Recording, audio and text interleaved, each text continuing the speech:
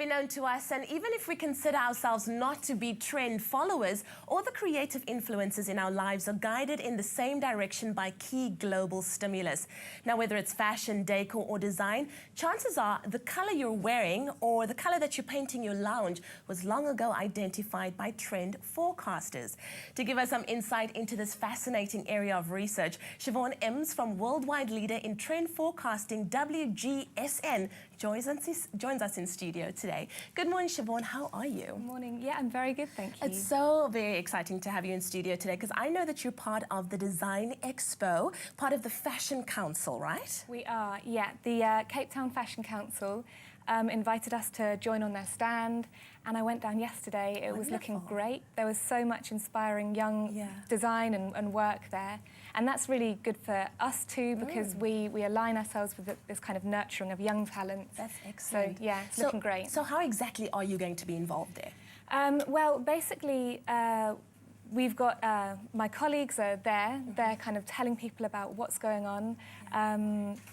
And how WGSN works, and we're also always looking to be globally relevant. So I'm here to visit the expo and see what's going on, see what people are doing, and bring it back to our headquarters and make sure it feeds in. Now, on Expresso, we really do like to find out what's trending from social media, even to fashion with Alexis as well. And we look a lot at what other countries are doing because we know it's eventually going to filter here into South Africa. But how does one identify or put together a trend forecast? Yeah, well, it's a long and big process at the beginning. So twice a year, WGSN get all their information from their experts and specialists around the world.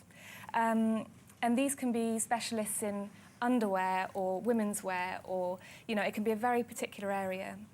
And these people think about what is most interesting, what in the industry is happening that's going to be most influential. So we identify those kind of early indicators. We look at the really fresh young designers doing interesting things. We look at what's happening culturally and socially and politically, and we bring all this information together. And we kind of analyse it and filter out the concepts, like what's going to be affecting design, what's going to be driving design.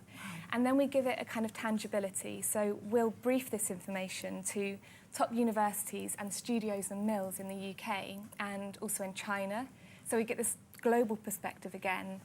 And they'll make textiles and knits and materials that respond to this brief that we've given them, and it gives it a tangibility. It shows people, it shows our clients how this might look. It inspires them to create garments from these textiles and yarns.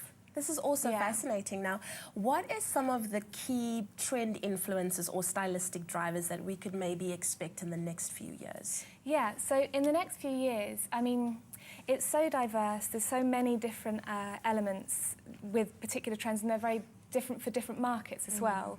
But I think in the next 2 years, we're going to be seeing a lot of technology integrated into textiles, and also it seems to be shifting to look a bit better because, you know, Google Glass is brilliant, but I don't want to wear them. They wouldn't look good on me.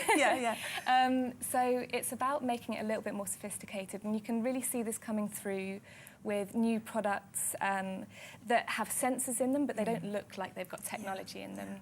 So yeah, it's interesting. I think there's going to be a lot of investment in that, and as electronics get thinner and more flexible, stretchable even, and maybe even ingestible, you're going to see these things incorporated into what you wear, rather than having these kind of fairly clunky interfaces on phones and things. Well, it's quite an exciting time. I think the world is changing. I think technology is changing.